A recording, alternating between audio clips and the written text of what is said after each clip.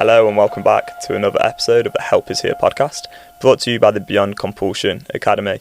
Today I'm going to be talking about a huge misconception that is completely prevalent. It's absolutely everywhere when it comes to porn addiction recovery. So I was in this porn addiction 9-10 years, right? If you followed me for a while, you'll sort of know a little bit about that experience. And the thing is, I completely misunderstood this problem. I had no idea what was really going on in my brain. And looking back on it now, I can see very clearly why I didn't understand this problem and how the addictive part of my mind was bullshitting me with so many different thoughts to try and keep me trapped. Now, what I want to do in this video is share with you one of the biggest misconceptions that will hopefully provide you with a bit more clarity on why you've maybe been in this addiction for a long time and why it's been really challenging to actually get out of it. So the misconception is that porn is the problem. Porn, this is the number one problem. And I really did believe that porn was the main problem because I was looking at stuff which didn't align with who I really feel like I am. It kind of felt like there were these two different parts to me. There's the rational part, which spends time with family, friends and partners and has a great time and enjoys life and is very sociable. But then behind closed doors, there's this other part, this part of me which lacks confidence, lacks self-esteem, is always busy in the mind, always having all these different extracurricular thoughts, always trying to stop behaviours, always feeling frustrated at himself.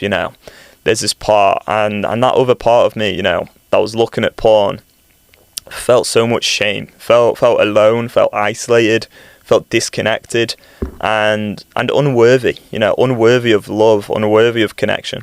So there's these different parts, right? And I used to think, well, because when I relapse, I feel drained, I feel mentally exhausted, and I lack that energy, that vitality, that confidence.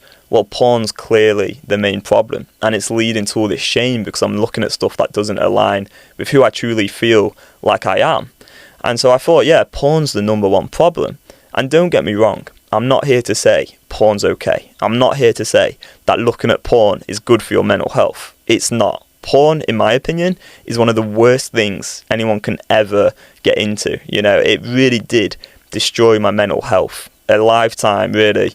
Not a lifetime, but I guess 9 or 10 years, like a large part of my life. Like the majority of my adult life was spent trying to solve this problem, going back and forth, having ups and downs, being in that addictive cycle and feeling just angry at myself for being so stuck and frustrated, So I'm not here to say porn's good. I'm really not. But I don't think that porn is the main issue. I actually think the main issue is what we call compulsivity, or even just calling it addiction. It's when your brain is wired to do something that you also want to stop doing. So you've got a constant conflict. Part of you wants to do it, the rational self wants to stop doing it. So you got the addictive part of the mind, you got the rational self.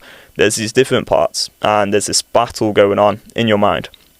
And what happens is when you choose to engage in this behaviour, well, afterwards you feel absolutely terrible and you're in withdrawal. But people don't really talk about withdrawal much. They just kind of talk about no fap streaks and stopping the behaviour and self-improvement, but rarely do we hear about withdrawal. But I think understanding withdrawal a little bit is really quite critical, and we want to actually prepare and train ourselves to get ready to deal with withdrawal very head on and deal with it directly. And it's going to be uncomfortable. That's why people feel so terrible in a porn addiction, is because often they're actually in a perpetual state really of withdrawal. They're feeling low and they've got maybe anxiety and they're feeling maybe even depressed and anxious.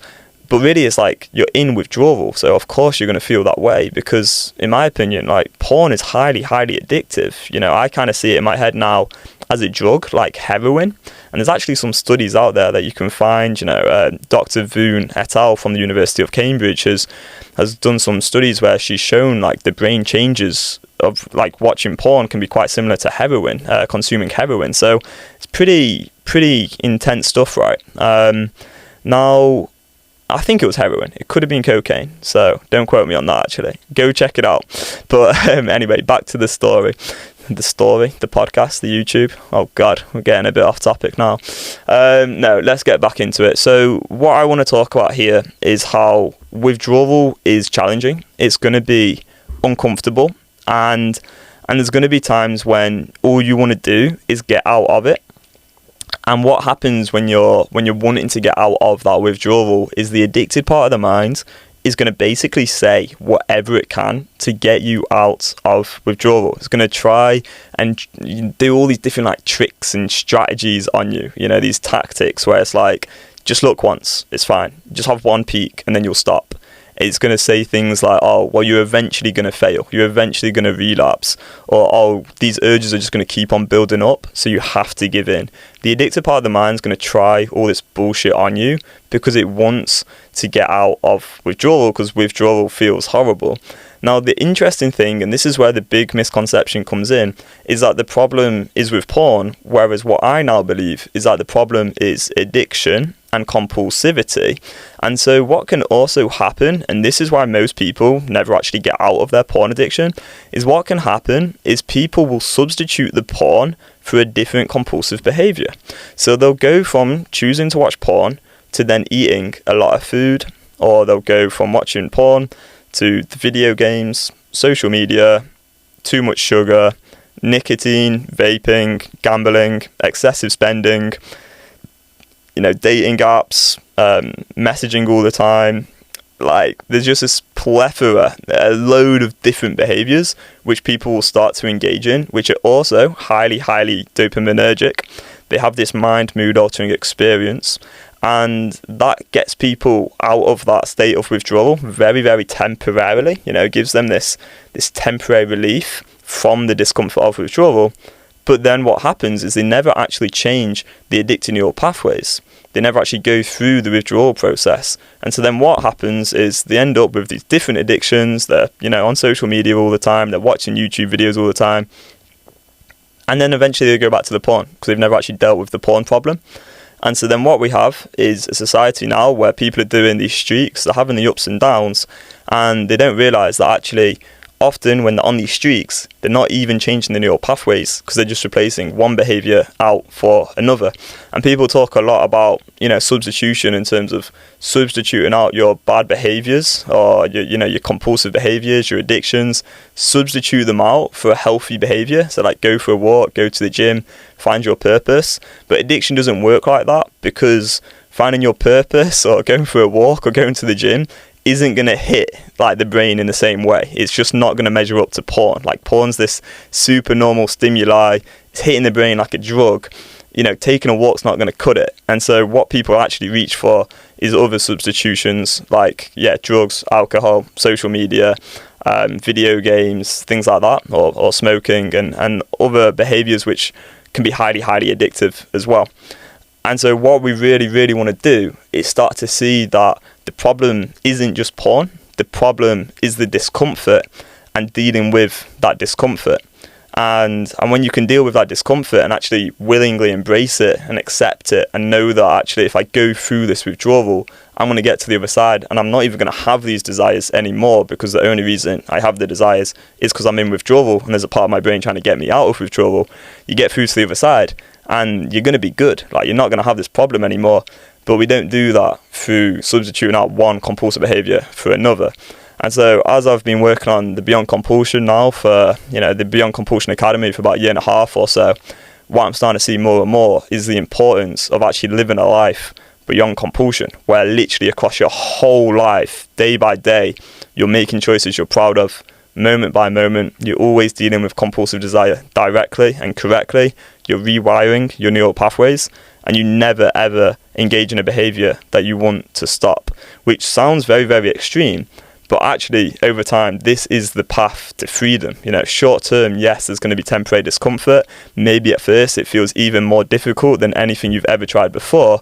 But long term, this is how you actually get to a position where you no longer even have the desires, because you just know that you can trust yourself, but more importantly, it's the desires and acting on that desire which creates more desire. That's why people stay in the porn addiction for decades, because they're never actually dealing with the desire. They're always acting on it, and every time you act on it, that strengthens the addictive neural pathways, keeps them back in that cycle, round and round and round.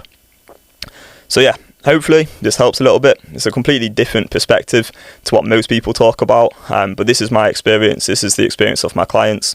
So this is my truth. Thank you for listening or watching, and I'll leave a link in the description to the compulsion test where you can get a score out of 100 to help you understand a little bit better how much this problem is impacting your life right now.